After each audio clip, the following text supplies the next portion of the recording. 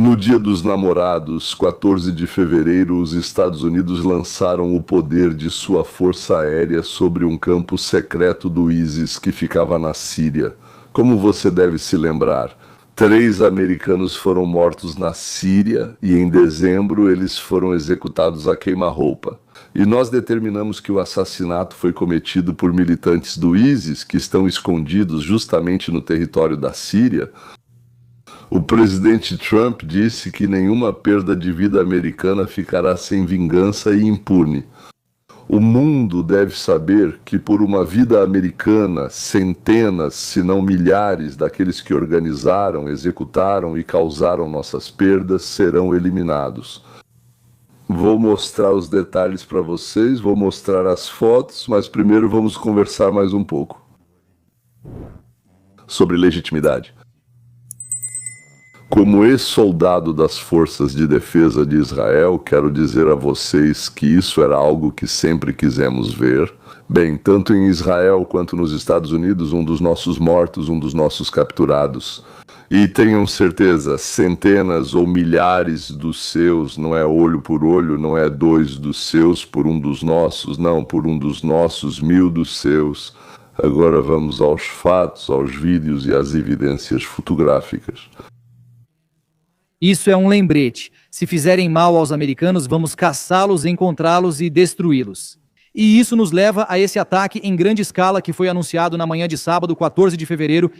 Os Estados Unidos vão gradualmente se retirar de todas as regiões do planeta que não fazem fronteira direta com o nosso país.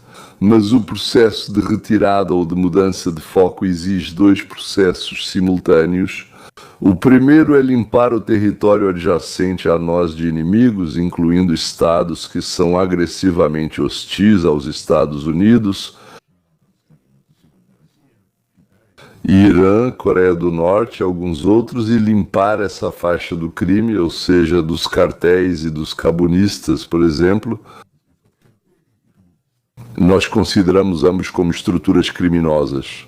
E nossa tarefa é tornar a faixa ao redor dos Estados Unidos aproximadamente 2.000 milhas ao redor das nossas fronteiras, o mais amigável possível ou pelo menos neutra. O segundo B na nossa classificação. A segunda tarefa é, ao sair de outras regiões, encerrar os conflitos e guerras existentes atualmente. Digamos, sim, deixando para os países que vão desempenhar o papel de policial em suas regiões, enquanto nós desempenhávamos o papel de policial internacional, mundial. Não queremos mais isso e vamos tentar organizar em cada uma dessas grandes regiões uma segurança local, ou seja, digamos, um policial regional, um guarda regional. Por exemplo, o que queremos fazer?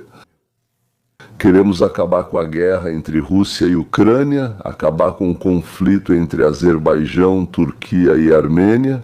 O que já terminamos, por exemplo, acabar com a guerra entre Ruanda e Congo, que tirou 6 milhões de vidas, parece que também já foi resolvido, ou não deixar o conflito entre Índia e Paquistão se intensificar. Ao sair, não queremos uma explosão de violência pela ausência de uma força limitadora, queremos tirar de lá os Houthi, o Hezbollah, o Hamas, que foram criados para a violência. Na verdade, eles não têm outro objetivo, a não ser mudar o regime no Irã e ajudar a estabelecer um regime que, junto com a Arábia Saudita e Israel, começará a manter a ordem.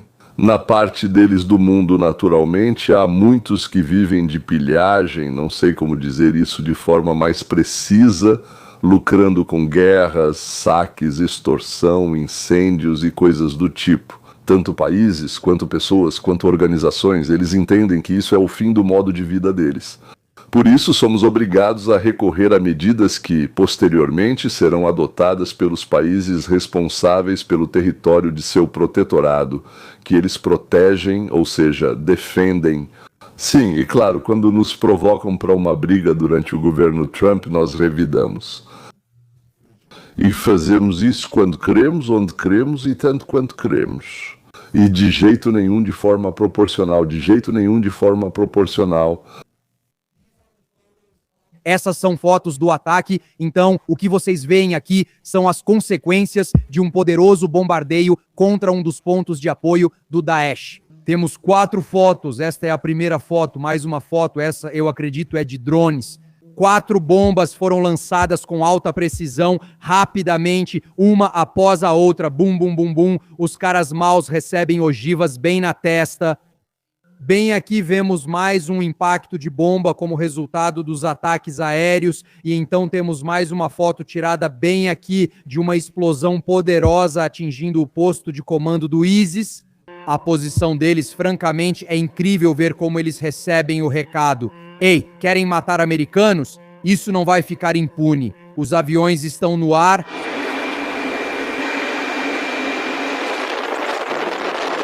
E aqui está o famoso helicóptero Apache.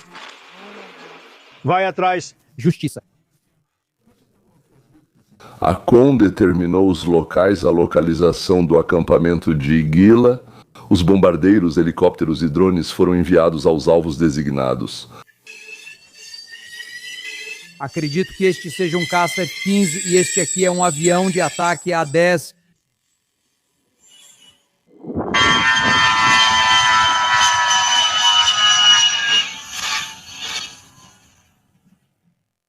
E aí vamos nós, pronto. Procure desapareceram para sempre e infligir a essas pessoas uma derrota esmagadora que elas absolutamente merecem. Aqui está o relatório do CITCOM sobre o ataque ao EI. No Oriente Médio agora, os Estados Unidos estão realizando uma série de ataques aéreos contra o EI na Síria. O Comando Central dos Estados Unidos afirma que as forças realizaram 10 ataques contra mais de 30 alvos do EI.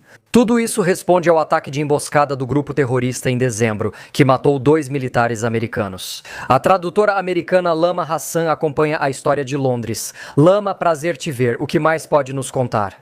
Obrigada, também é um prazer te ver, Gil. Estamos descobrindo mais sobre esses ataques. O centro publicou uma declaração dizendo que realizou 10 ataques, como você acabou de mencionar, contra mais de 30 alvos na Síria pertencentes ao ISIS, atingindo a infraestrutura do grupo, assim como instalações de armazenamento de armas. E desde janeiro deste ano, os Estados Unidos realizaram 5 ataques contra esse grupo terrorista ISIS. Já bem, 100 vezes se arrependeram de terem matado 3 americanos. Desde dezembro, 5 vezes destruímos seus alojamentos, depósitos e infraestruturas. E no Dia dos Namorados, mais um desses, eu já acho que foi o ataque massivo final contra o ISIS. Bem, anteriormente, digamos, o Califado Islâmico, e Trump destruiu, ou seja, destruiu como califado. Mas alguns ramos separados em outros países permaneceram, e eles, claro, serão tratados não por nós, mas sim pelos líderes regionais. E não serão os Estados Unidos, por assim dizer, que vão enviar soldados para destruí-los. Mas o Irã ainda é uma pedra no sapato do mundo e, geograficamente, estando no Estreito de Hormuz, representa uma ameaça à estabilidade de todo o sistema energético do planeta, e isso precisa ser corrigido. O presidente Donald Trump está aumentando a pressão sobre o Irã devido às negociações nucleares, afirmando que uma mudança de regime seria a melhor coisa que poderia acontecer. Então, ouça o que mais ele disse, depois vamos falar sobre isso. Depois disso. Já faz 47 anos que eles só falam e enquanto isso perdemos muitas vidas. Enquanto conversam, pernas e braços são arrancados, rostos desfigurados.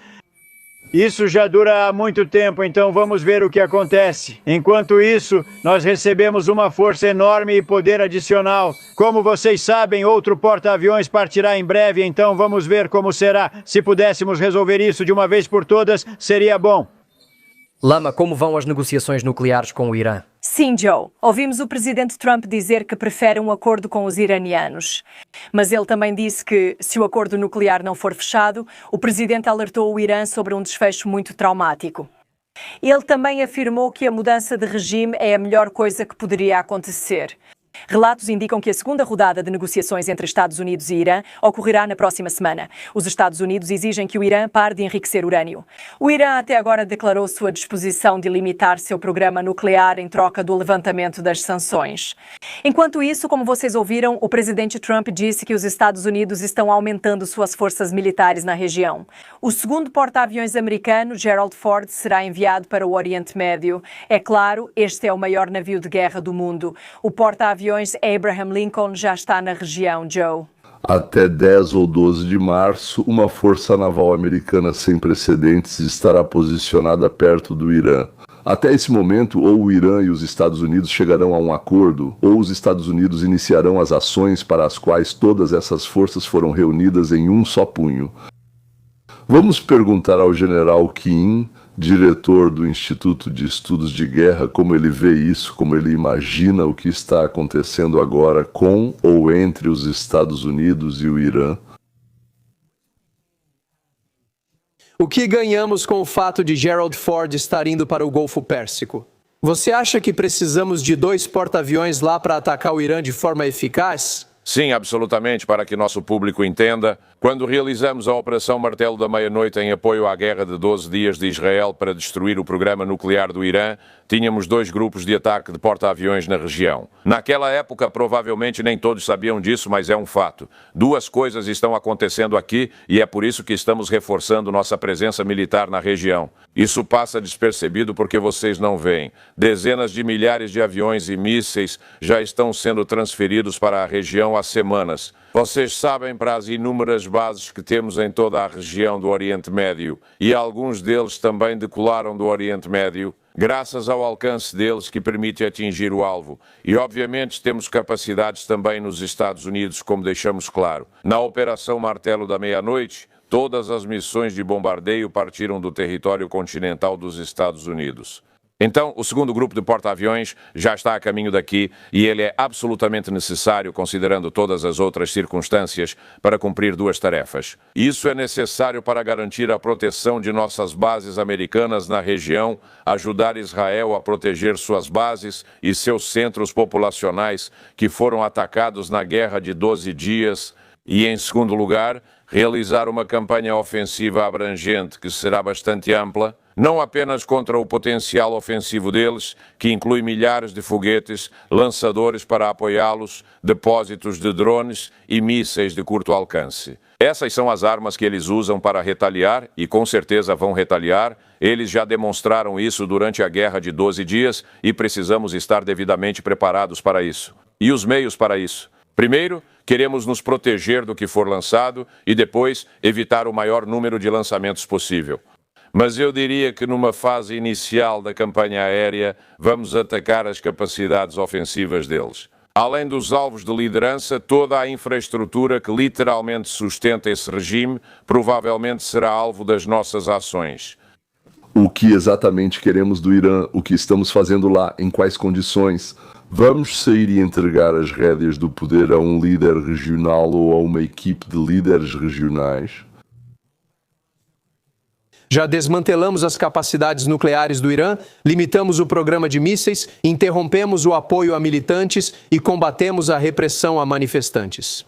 3 dessas 4 questões não estão em discussão, segundo os iranianos. E aí, na reunião de ontem ou de 2 dias atrás entre Netanyahu e o presidente Trump, o primeiro-ministro mostrou ao presidente provas irrefutáveis de que os iranianos ignoraram seu aviso para não matar os manifestantes e, em vez disso, mataram dezenas de milhares. Bem, isso foi mais um tapa na cara do presidente Trump. Será que isso vai mudar o ponto de vista dele? Bem, veja, nós temos 46 anos de experiência lidando com esses caras, ou seja, já estamos no 5º decênio lidando com o Irã, e há algumas coisas que são muito consistentes neles. Em primeiro lugar, eles mentem, mentem e mentem. Enganam, enganam e enganam. Esse é o padrão de comportamento deles. Eles até negam. Mesmo após todo esse tempo e o bombardeio da instalação nuclear, eles ainda negam ter pretendido criar armas nucleares. Isso é apenas para a energia nuclear civil e, claro, para a energia nuclear civil. É exatamente por isso que eles têm instalações subterrâneas, por isso possuem centrífugas avançadas, localizadas a meio quilômetro de profundidade, sob o solo, em concreto, protegidas, é claro, por sistemas de barreira. Então nós sabemos com o que estamos lidando. Ouça, presidente Trump, lembre-se, em 2018, ele deu à sua equipe a oportunidade de fechar um acordo melhor do que aquele que Obama fez. Ele disse que foi um mau acordo. Por quê? Porque em 15 anos as restrições seriam retiradas e o Irã poderia produzir tantas armas nucleares quanto quisesse. Quando todos pensavam que o objetivo do acordo era impedir a produção de armas nucleares, na verdade isso lhes deu um caminho para isso. Nós não conseguimos revisar o acordo com nossos aliados, eles não quiseram cooperar, então o presidente Trump saiu desse acordo, ele sabe reconhecer um bom acordo quando vê um. Eu simplesmente não consigo imaginar que poderíamos fazer algo que não mudasse fundamentalmente o comportamento do Irã na região. Afinal, um ataque militar tem exatamente o mesmo objetivo, porque eles não vão conseguir isso por meios diplomáticos. Como disse Karl von Clausewitz, a guerra é a continuação da diplomacia por outros meios.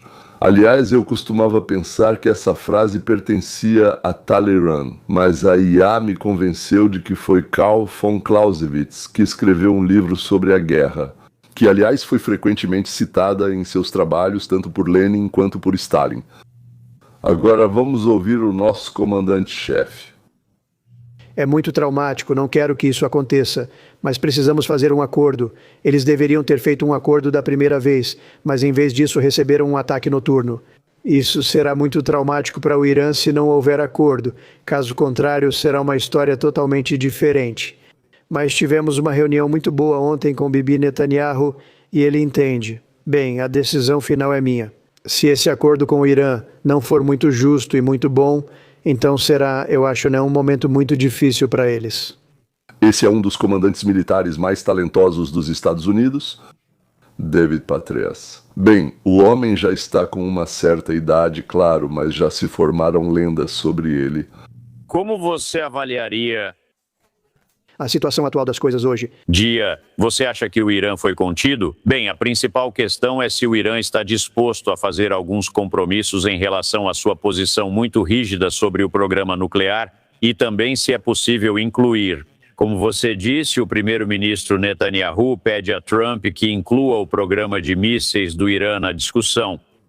A próxima rodada de negociações está marcada, uma já aconteceu. Como você deve se lembrar, não houve avanços. Pelo que parece, a conversa foi positiva, segundo algumas avaliações, mas o Irã, sem dúvida, não mudou sua posição em relação ao seu programa nuclear. E considerando o ideólogo inflexível ao lado do líder supremo, não está totalmente claro para mim se eles realmente percebem a realidade. Quando em alguns dias 2 grupos de ataque de porta-aviões inteiros estiverem na região do Irã e ao redor dele, você tem outros recursos? Na Jordânia, há aviões-tanque. No Cazaquistão, bombardeiros. No Catar, bombardeiros B-2 que podem decolar dos Estados Unidos e lançar bombas, como no último dia da guerra de 12 dias. Assim surge a questão, e o presidente formulou isso muito bem. Eles estarão prontos para negociações sérias ou terão que enfrentar ataques militares muito, muito sérios por parte dos Estados Unidos. Como pode ver, todos os analistas dizem isso. Os mulás iranianos esperam que suas manobras e enganos, promessas e garantias os salvem mais uma vez. Na verdade, eles têm 2 problemas agora. Não sei se eles levam isso em consideração ou não. Primeiro, seus patrões, seus chamados patrocinadores. A China e a Rússia estão ocupadas com seus próprios assuntos e não podem ajudar muito, além de não quererem se meter em confusão. E, em segundo lugar, eles não estão lidando com os Bush, nem com os Clinton, nem com Obama ou Biden, mas sim com Donald J. Trump. E isso é um animal completamente diferente, como se diz na nossa selva. Ele reuniu uma armada da Marinha, da Força Aérea, das Forças Especiais, concentrou e coordenou ações com a Grã-Bretanha e com Israel. E ele não precisa prestar contas a ninguém. Bem, tipo a ONU, ninguém está acima dele. Claro, existe o Congresso, mas Trump vai reunir, existe esse procedimento. 4 membros da Câmara Alta, 4 membros da Câmara Baixa, isso é a liderança dos 2 partidos, a cúpula. Então eles serão informados e depois ele terá 60 dias para concluir essa operação, mesmo que o Congresso não a autorize. Esses 8 vão decidir então quando convocar o Congresso, como informá-los, qual será a pauta lá e coisas do tipo. E agora, senhoras e senhores, na verdade o principal é como nosso bloqueio à Venezuela e ao Irã, nossa pressão sobre Cuba, nossa inclusão da Síria, que era a antiga melhor amiga da Rússia, ao bloco Estados Unidos, Turquia, e como a caça aos petroleiros da frota Cheremov. Bem, todo mundo sabe muito bem que eles são russos. Como tudo isso afeta a Rússia, a China e outros inimigos do mundo livre? Vamos começar pela Rússia, pelo afastamento do dólar, pela luta entre o sul global e o ocidente capitalista, e o que se ouve da capital dos trapaceiros tímidos e dos sádicos delicados do século XXI.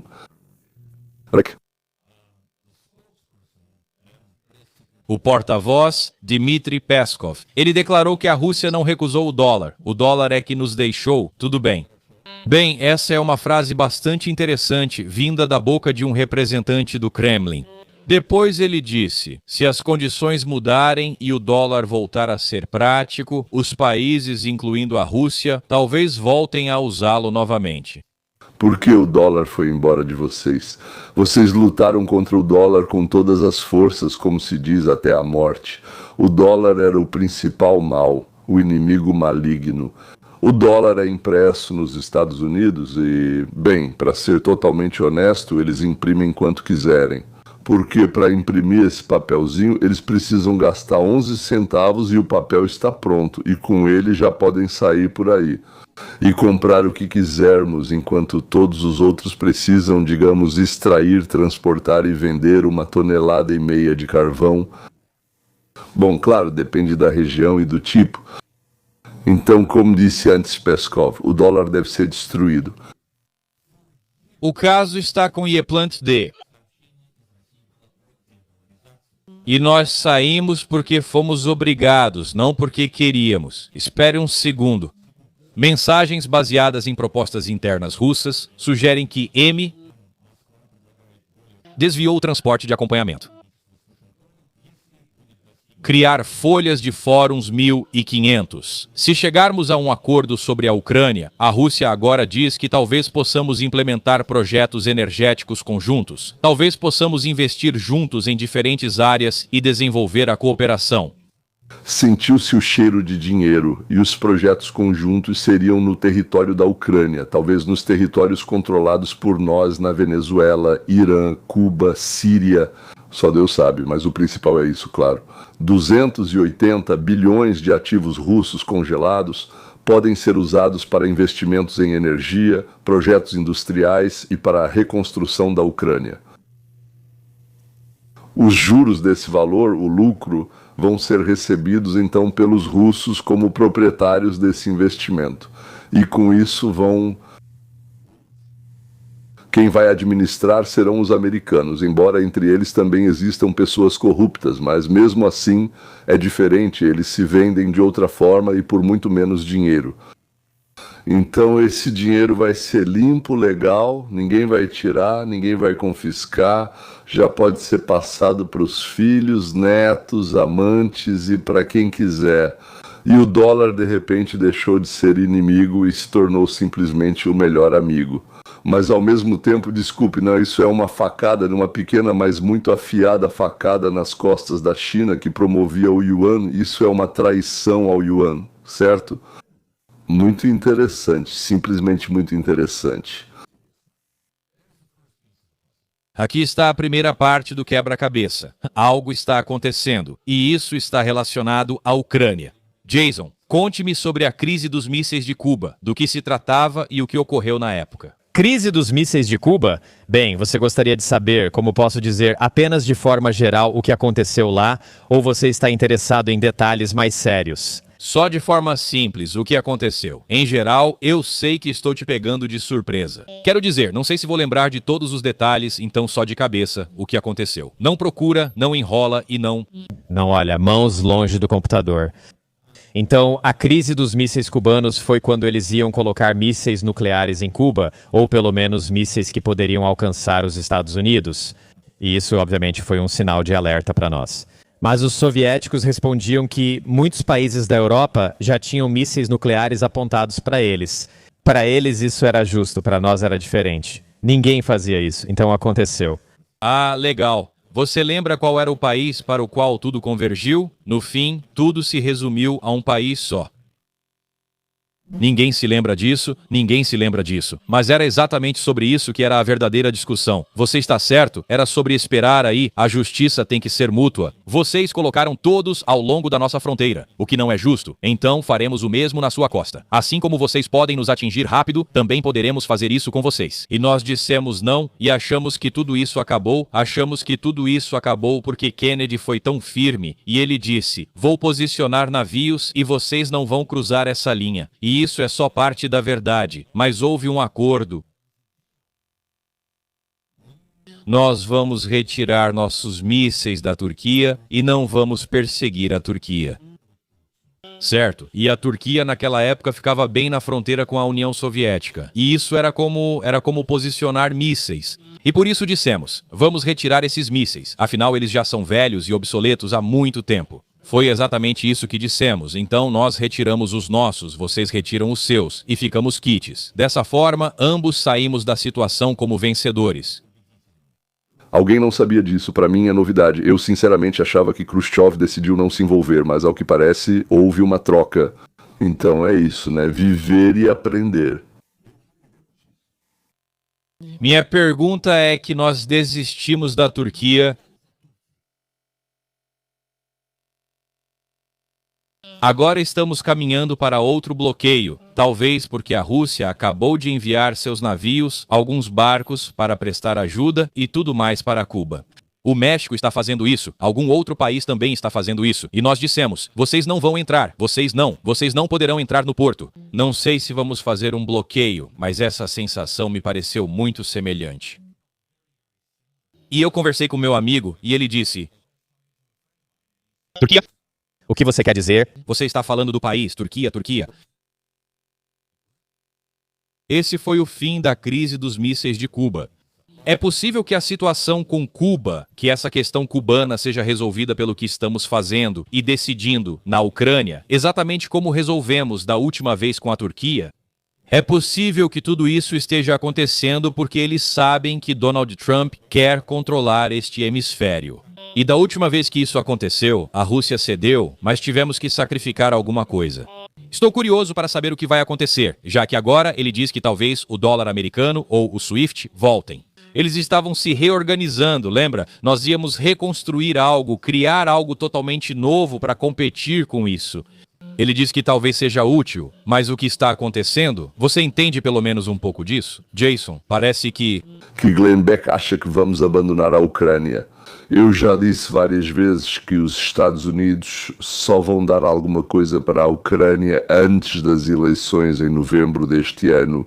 Naturalmente, e que os Estados Unidos estão cansados, assim como o povo está cansado da recusa da Ucrânia em aceitar uma solução pacífica para o problema. Alguém pode perguntar agora, a Rússia está contra a Ucrânia? Não, senhores, a Rússia está do seu lado e a Ucrânia do nosso. Do lado de quem? Nós podemos, do seu ponto de vista, exercer a chamada maior pressão, influência, como quiserem, sobre aqueles que recebem, por assim dizer, dinheiro da venda de seus produtos? Pode ser petróleo, gás ou qualquer coisa. E ou fabrica ou compra seu armamento e tudo mais, ou sobre aqueles que diariamente, a cada hora, precisam de algo de nós. Sim, algo de nós. Ajudem, porque estamos lá defendendo a democracia. Ajudem, porque, bem, vocês disseram alguma coisa uma vez. Ajudem, nós assinamos o Memorando de Budapeste, ou simplesmente ajudem. Pelo amor de Cristo, aliás, Cristo, se não me engano, Zelensky é batizado, sim, judeu, mas batizado, mas tudo bem, não importa. E o líder deles, o camarada Zelensky, como dizem, foi mencionado, não mencionem. Em vão, ele vai a conferências e faz piada dizendo que vai parar de atirar nos russos quando houver eleições justas em Moscou. Veja, eu entendo que isso é uma resposta ao que a Rússia diz, mas a questão é que a plateia cai na risada, e diferente apenas de um show onde a plateia deve rir. Quando você se apresenta lá, não importa se tirou as calças, só está fazendo piada. Sim, e lá o seu objetivo é fazer rir, mas aqui o seu objetivo é salvar seu povo e seu país, não entreter os presentes, que têm tudo bem em casa, tudo em ordem.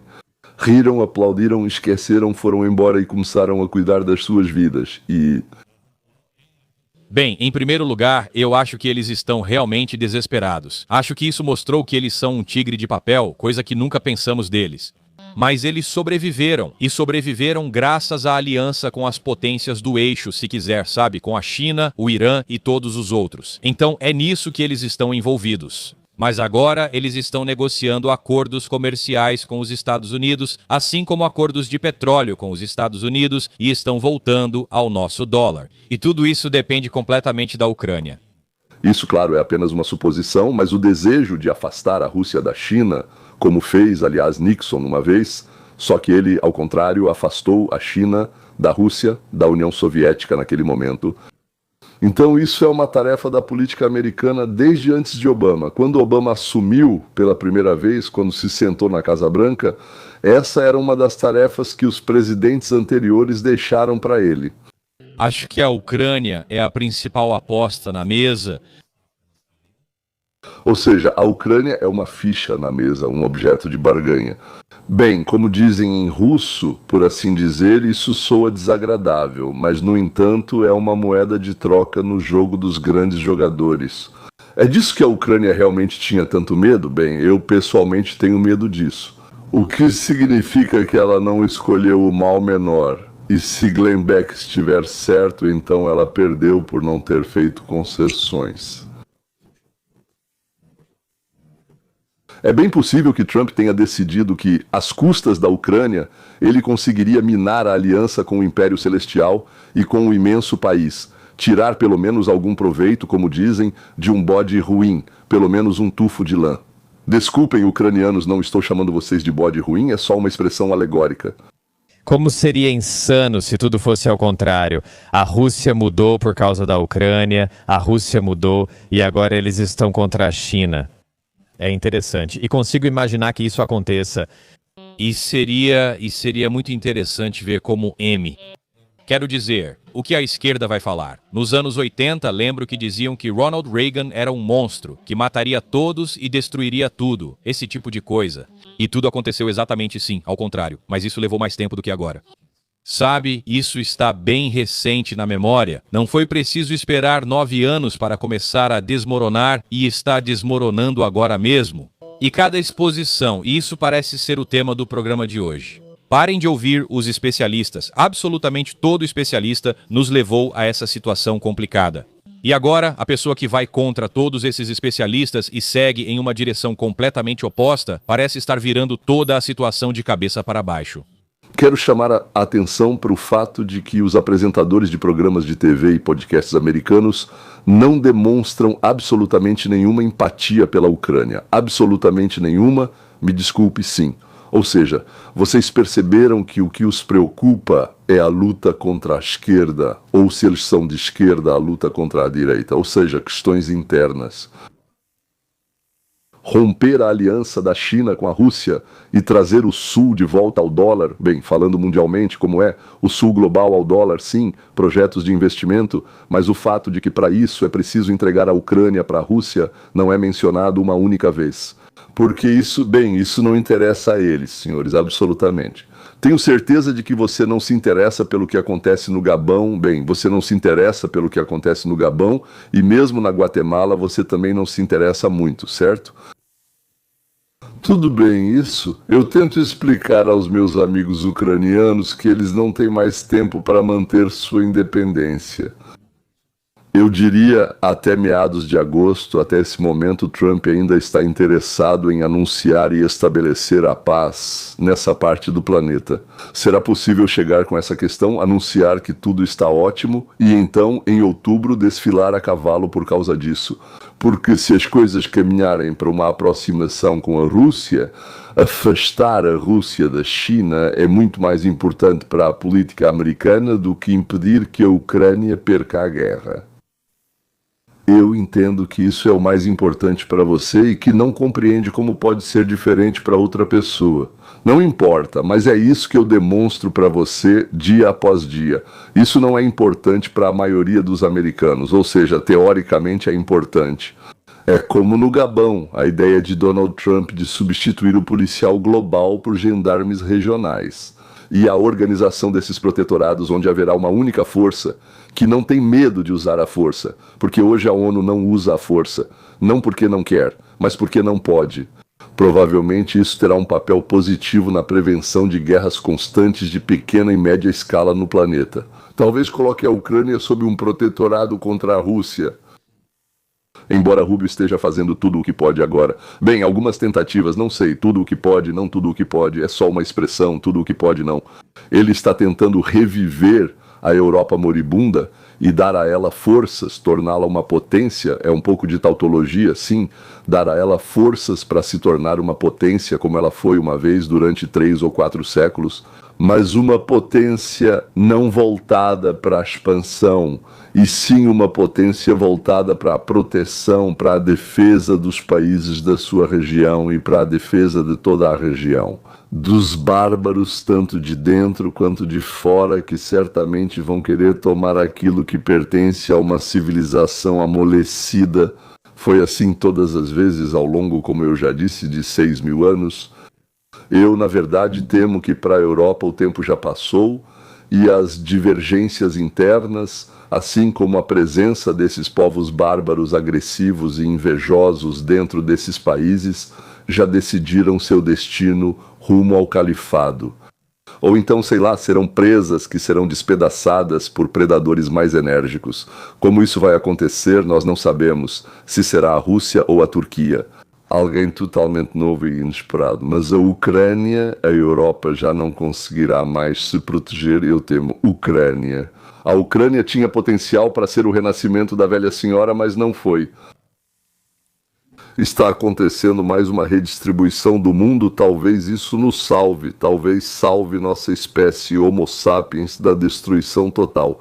Bem, na verdade, é nisso que está a esperança. Bem, e então algo vai acontecer de novo, algo para o qual será necessário um novo Trump e novas decisões radicais. Ou seja, não podemos parar completamente o processo de autodestruição, mas podemos retardá-lo e graças a Deus apareceu uma pessoa que está fazendo isso.